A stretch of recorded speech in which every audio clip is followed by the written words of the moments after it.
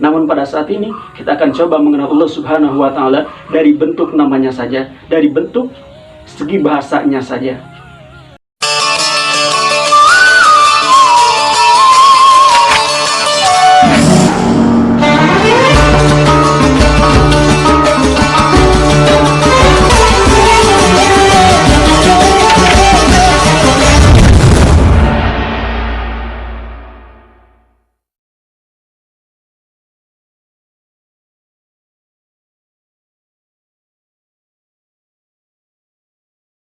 Assalamualaikum warahmatullahi wabarakatuh. Apa kabar semuanya?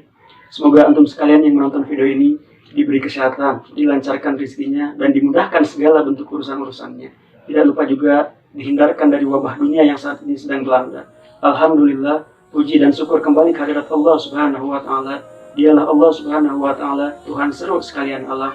Dialah Allah Subhanahu wa Ta'ala, Raja yang menguasai segala kekuasaan. Dialah Allah Subhanahu wa Ta'ala yang maha besar dari segala sesuatu yang besar. Sesuatu yang besar selain Allah kecil. Dialah Allah Subhanahu wa Ta'ala yang maha kaya dari segala sesuatu yang kaya. Yang kaya selain Allah miskin. Dialah Allah Subhanahu wa Ta'ala, Raja yang menguasai segala raja, raja di atas raja, raja selain Allah budak. Dialah Allah Subhanahu wa Ta'ala yang maha perkasa, maha kuat, yang kuat selain Allah, yang perkasa selain Allah lemah. Dialah Allah Subhanahu wa Ta'ala yang maha hidup dari segala sesuatu yang hidup. Yang hidup selain Allah pasti akan mati. Yang ada selain Allah pasti akan tiada. Yang wujud selain Allah pasti akan binasa. Dan dialah Allah Subhanahu wa Ta'ala yang akan kekal selama-lamanya, tidak akan pernah musnah dan juga tidak akan pernah binasa. Maka dari itu, kewajiban kita selaku makhluknya sebagai manusia wajib untuk bertakwa kepada Allah, menjalankan segala bentuk perintahnya dan menjauhi segala bentuk larangannya. Dalam menjalankan segala perintah dan menjauhi segala bentuk larangan ini, perlu kita mengenal Allah Subhanahu wa Ta'ala. Wajib kita mengenal Allah Subhanahu wa Ta'ala sebagaimana sairan yang dilantunkan oleh santri-santri yang biasa kita dengar, awalu wajibin alal insani ma'rifatun ilahi bistikoni. Pangheulana kawajiban ka manusia nganyahukeun pangeran kalawan nyata. Nyata eta sanes katinggal ku soca, tapi nyata eta akal masing paham. Paham ka mana? Paham kana dalil bangsa tafsirna, oge paham kana dalil bangsa ijmalna. Geus ka paham dalil dua aliran, tangtu nyata ma'rifatna ka pangeran. Maksud dari sarin ini adalah diwajibkan yang pertama kali untuk manusia yang ada di bumi, yakni adalah mengenal Allah Subhanahu wa Ta'ala, ma'rifatullah. Kalau misalkan kita merujuk kepada sairan yang tadi, maka kita harus mempelajari dalil-dalil, baik itu dalil bangsa ijmal atau tafsir, yang mana bisa kita pelajari dalam kitab Tijan Ad-Daruri, Aqidatul Awam, Kifayatul Awam, dan lain-lain sebagainya. Namun pada saat ini, kita akan coba mengenal Allah Subhanahu wa Ta'ala dari bentuk namanya saja, dari bentuk segi bahasanya saja. Mengenal Allah Subhanahu wa Ta'ala dari bentuk namanya saja, dari bentuk kebahasaannya saja adalah merupakan suatu rahasia yang jarang diketahui oleh kebanyakan umat manusia. Bila kita mau memperhatikan dalam lafaz la ilaha illallah, ini artinya adalah tiada Tuhan selain Allah, yang menjelaskan bahwasanya Allah adalah satu-satunya Tuhan. Sekarang apa yang menjadi bukti bahwasanya Allah Subhanahu wa Ta'ala adalah satu-satunya Tuhan? Ada satu hal yang luar biasa yang akan membuat kita mengerti, yang akan menunjukkan kepada kita bahwasanya Allah Subhanahu wa Ta'ala adalah sang pencipta yang mutlak, satu-satunya yang dan tidak ada duanya. Dan hal ini dijelaskan dalam Al-Quran langsung, di mana pada saat itu dijelaskan bahwasanya masyarakat Quraisy bertanya kepada Nabi Muhammad, "Ya Muhammad, siapakah Rabbmu yang sesungguhnya?"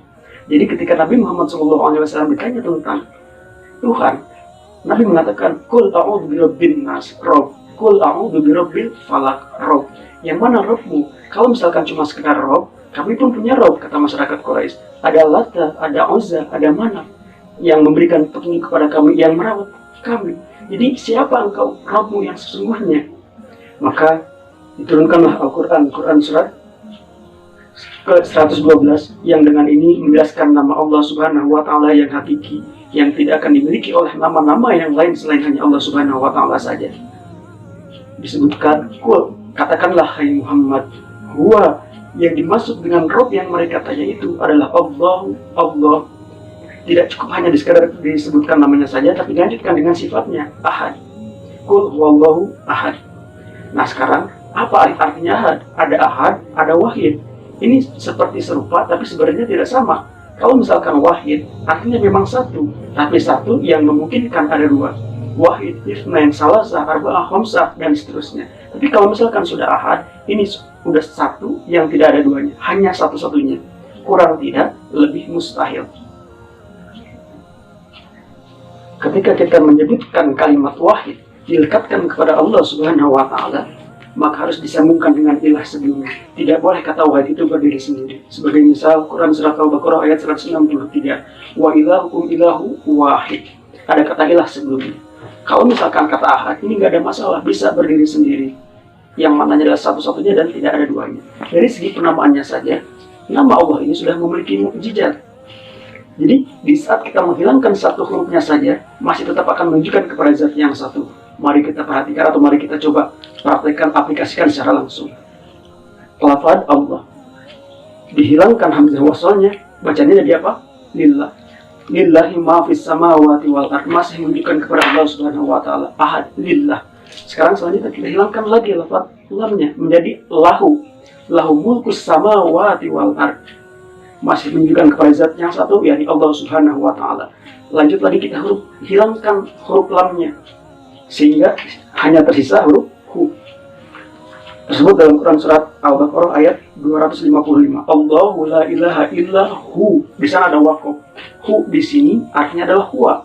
Kalau misalkan wakafnya tidak dibaca, maka Allahu la ilaha illa huwal hayyul qayyum, masih menunjukkan kepada Allah Subhanahu wa Ta'ala. Jadi ketika kita mencari tahu huwa yang dimaksud di sini siapa, maka kembalikan kepada Quran surat ke-112, tepatnya surat Al-Ikhlas. Qul huwa Allahu ahad, masih menunjuk kepada Allah Subhanahu wa Ta'ala. Sekarang kita hilangkan huruf yang terakhir, yakni huruf hu-nya, sehingga tidak akan ada terlihat apapun.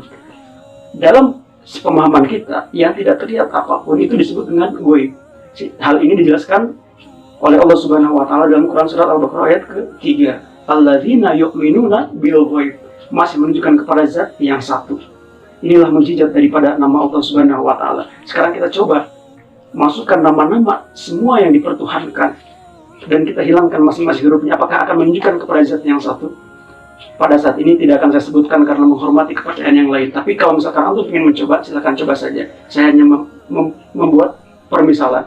Misal ada yang mempertuhankan dengan nama rokok, hilangkan roknya menjadi rok, sudah beda makna. Selanjutnya ada yang mempertuhankan dengan nama bisu, hilangkan uknya sehingga menjadi bisu, sudah beda makna lagi.